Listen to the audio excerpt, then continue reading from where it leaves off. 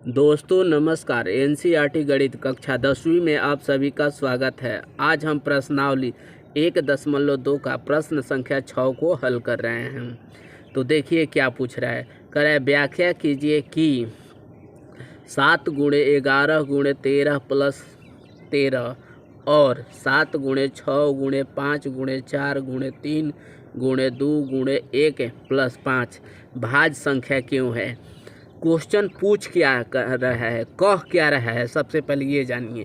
पूछ रहा है कि इतना को क्यों हम भाज्य संख्या कहेंगे और इतना को क्यों भाज्य संख्या कहेंगे। मतलब इसमें दो गो क्वेश्चन दे दिया है। पहले इतना नंबर को बताना है क्यों यह भाज्य है और फिर इसको बताना है क्यों यह भाज्य है। तो इसी में एक प्रश्न में दो गो प्रश्न देकर अब बोल दिया कि बताइए कि कौन कौन भाज्य है। तो सबसे पहले हम भाज्य संख्या जानते हैं कि भाज्य संख्या किसे कहते हैं। वैसी संख्या जिसका गुणनखंडन या गुणनफल 3 या 3 से अधिक हो उसे भाज्य संख्या कहते हैं। मतलब कह रहा है कि वो संख्या जिसका गुणनखंडन 3 हो उसे भाज्य संख्या कहते हैं।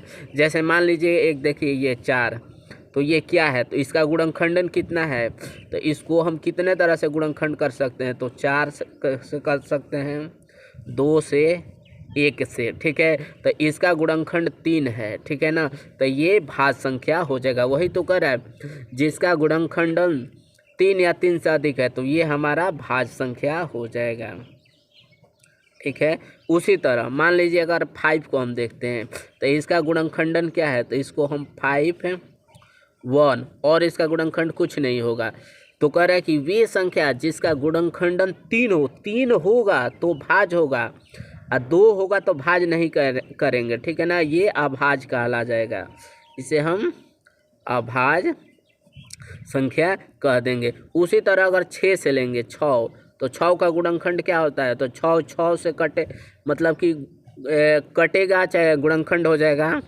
ये 3 से हो जाएगा, ये 2 से हो जाएगा और 1 से हो जाएगा। मतलब इसका गुणनखंडन इतना इतना इतना है। मतलब तो वही तो कर रहा है जिसका गुणनखंडन 3 से ज़्यादा हो। तो देखिए इसमें 1 2 3 4 गुणनखंड हो गया है, ठीक है ना।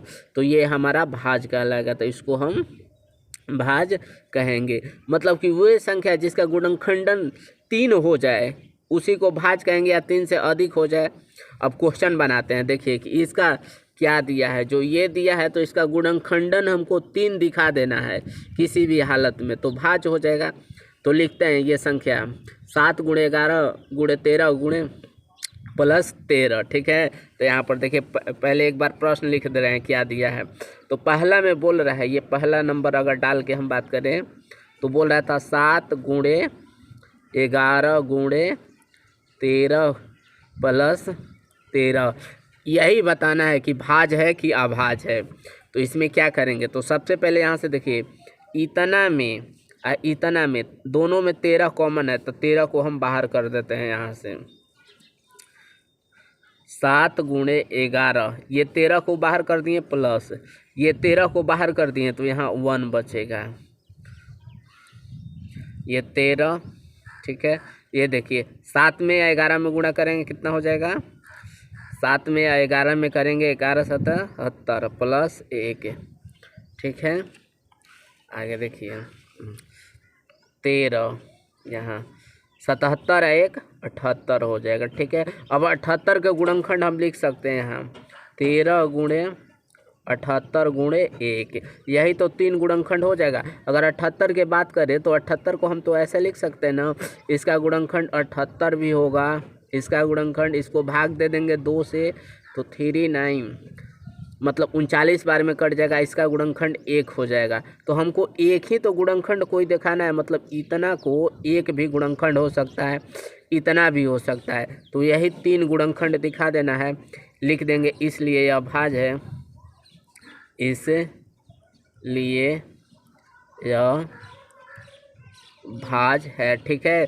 इसी चीज़ को हम ऐसे भी लिख सकते हैं, इतना अगुणे, इसको अगर गुणनखंड करेंगे तो 39 गुणे 2 गुणे 1 हो जाएगा। ये भी लिख सकते हैं, देखिए 1 2 3 4, 4 गुणनखंड आ गया। तो हम पहले भी बताए हैं कि जिसका 3 गुणनखंड होता है उसी को हम भाज्य संख्या कहते हैं, 3 से अधिक भी हो सकता है।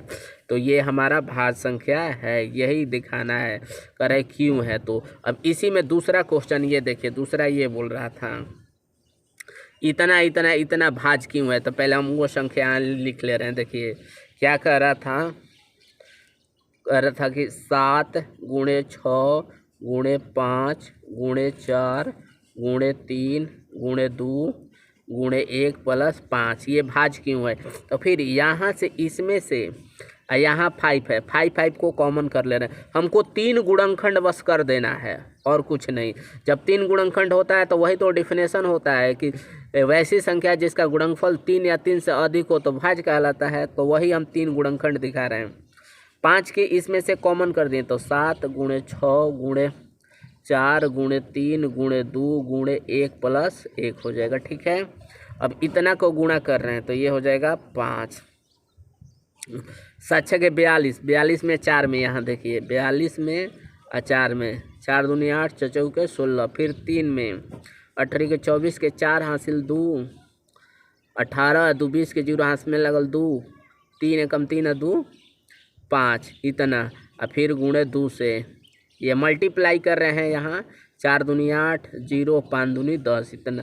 तो ये हो जाएगा 1008 प्लस 1, फिर ये 5 गुणे 1008 में 1 जोड़ेंगे तो 1009। अब इसको हम लिख सकते हैं इतना इतना इतना इतना गुणे 1, क्योंकि इसका गुणनखंड तो 1 है। इसमें अगर इसको करेंगे ऐसे तो इसका गुणनखंड देखिए 1 आ गया, ये दोनों आ गए, तो ये दोनों आए, एगो गुणनखंड पहले से है। तो जब 3 गुणनखंड हो जाएगा तो बोल देंगे कि यह भाज्य है, इसलिए यह भाज्य संख्या है। यही तो दिखाना था। ठीक है, मतलब कह रहे हैं कि वैसी संख्या जिसका गुणनफल 3 हो जाए तो 3 दिखा दिए, 1 2 3। अगर वीडियो पसंद आए तो इसे लाइक शेयर सब्सक्राइब करिएगा। ठीक है, थैंक्स।